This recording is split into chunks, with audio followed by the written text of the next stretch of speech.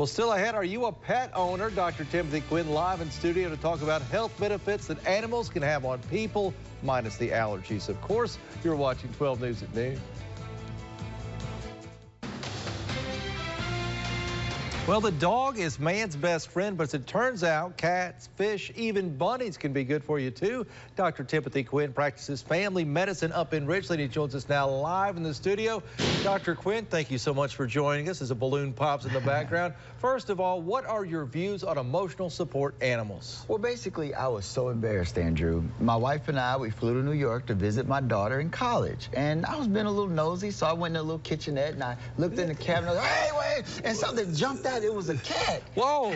And everybody came in to see what was wrong, and my daughter, she took me in the hallway privately, and she said, Dad, that's an emotional support animal. And she explained that one of her roommates had really bad, just really bad anxiety. Yeah. And basically the school has a policy where if a student has a documented disorder like anxiety that's in accordance with the Americans with Disabilities Act, they're allowed to have an emotional support animal.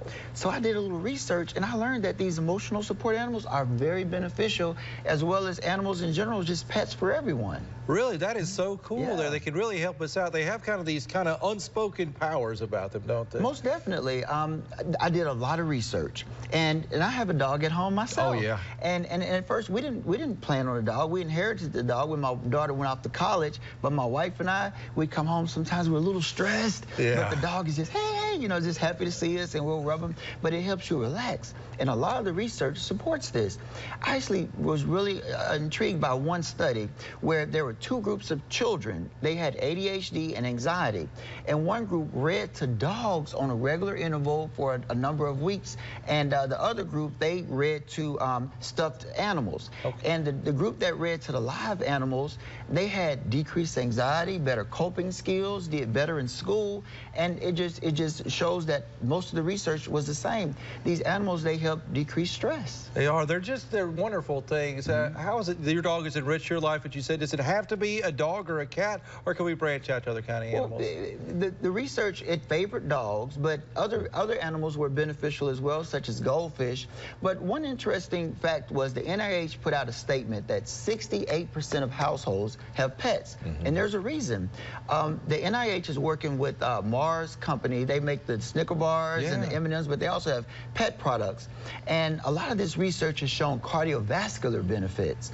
Well, the American Heart Association, they put out a statement in 2013 basically supporting the fact that having pets gives you better heart health.